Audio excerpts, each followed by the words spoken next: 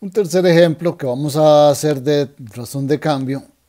Aquí vamos a tener entonces un globo esférico, empieza a perder gas a razón de 2 metros cúbicos por minuto. Determine la razón de cambio de la superficie del globo en el instante en que el radio de la esfera, o sea, el globo, es de 12 metros. Entonces, un globo esférico lo que nos representa aquí es a una esfera. Entonces, aunque no sea exacto, pero ya les mencioné en el ejemplo anterior que aquí vamos a estar asumiendo que las condiciones son perfectas, ¿verdad? Entonces, un globo esférico, aunque no sea una esfera exactamente, lo tomamos como una esfera. Entonces, todos los elementos de la esfera son los que vamos a estar trabajando en este ejercicio. Bien, entonces vamos a decir que t es el tiempo.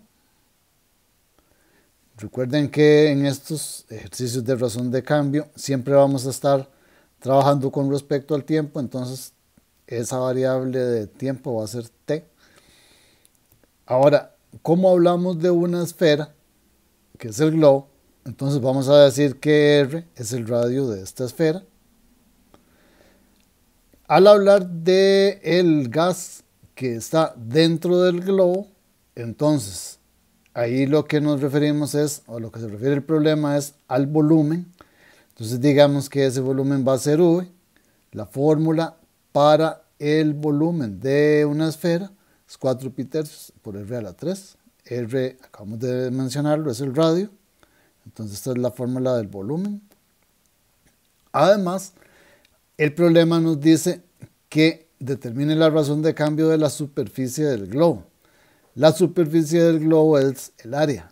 Entonces vamos a decir que esta área es A mayúscula y la fórmula para el área de una esfera es 4 pi r a la 2.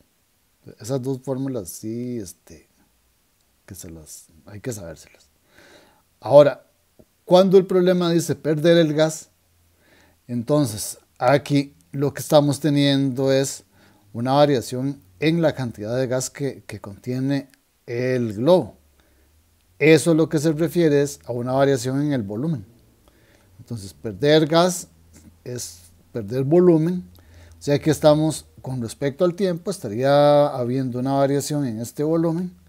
Eso es entonces, como dijimos que V es el volumen, esa pérdida, esa variación de volumen va a ser entonces la derivada de V con respecto al tiempo. Entonces, la fórmula que estamos trabajando con el volumen es V igual a 4 pi tercios R a la 3, o sea que está en términos de R. Entonces, cuando derivamos, tenemos que derivar con respecto a R. Entonces, esto va a ser regla de la cadena, derivada de V con respecto a R, y eso multiplicado por la derivada de R con respecto a T. Como dijimos que R es el radio, entonces dr con respecto a t es la variación que va a tener el radio. Pues al ir cambiando las dimensiones del globo, entonces el radio también va a estar cambiando.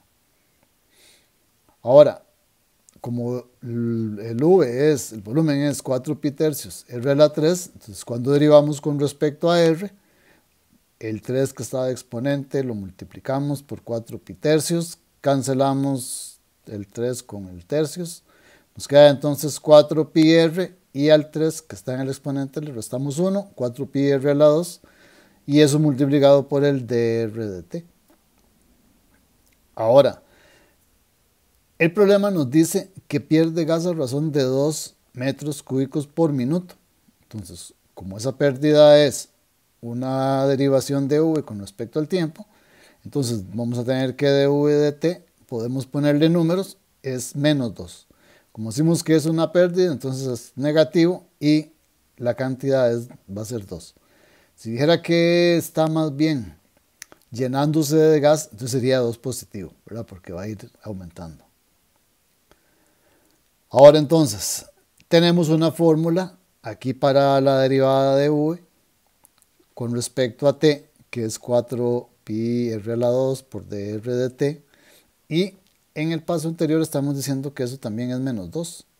Entonces, igualando estas dos expresiones, vamos a tener entonces 4pi r a la 2 por derivada de r con respecto a t es igual a menos 2. Ahora, de aquí podemos despejar el dr de t, la derivada de r con respecto a t, y vamos a tener que esto es menos 1 sobre 2pi r a la 2. Aquí simplificamos el 2 con el 4, simplificamos y el pi r a la 2 lo pasamos a dividir. Entonces tenemos que la derivada de r, o sea, la variación del radio con respecto al tiempo va a ser de menos 1 sobre 2pi r a la 2. Entonces tenemos que tener presente ese dato. Ahora, hasta aquí, bueno, ya tenemos que el área ya es 4pi r a la 2 y que esta derivada de r, lo que acabamos de calcular es menos 1 sobre 2pi r a la 2. Ahora entonces, la variación en la superficie, que es lo que tenemos que encontrar, es una variación en el área. Como dijimos que A es el área, entonces aquí a lo que nos referimos es a la derivada de A con respecto a t, que vean la fórmula aquí arriba, es 4pi r a la 2.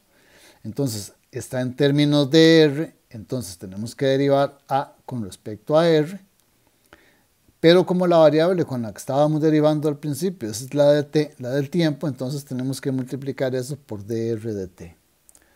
Pero dr de t ya lo tenemos, es menos 1 sobre 2pi r a la 2. Y el dA con respecto a r es nada más hacer la derivada de 4pi r a la 2. Entonces, bajando el 2 que está como exponente del r, entonces tenemos 4pi por 2, 8pi r. Eso multiplicado por la derivada de r con respecto al tiempo, la sustituimos. Y nos queda entonces que la derivada de A, la variación del área con respecto al tiempo, va a ser de 8pi r multiplicado por menos 1 sobre 2pi r a la 2. Nada más cambiando el dr de t por menos 1 sobre 2pi r a la 2. Ahora aquí podemos simplificar esto y entonces podemos simplificar el 8 con el 2, cancelamos pi, simplificamos r con r a la 2 y de aquí nos queda entonces que haciendo todas estas simplificaciones nos queda menos 4 sobre r. Ahora, el problema nos dice que tenemos que calcular esta variación del área en el instante en que r es 12, cuando el radio es 12. Entonces, este r que está aquí en el denominador de menos 4 sobre r, tenemos que sustituirlo por 12 y nos quedaría menos 4 sobre 12, que viene a ser menos 1/3. Entonces, vamos a tener ya en conclusión que la superficie estaría cambiando a razón de 1/3 metros cuadrados por minuto.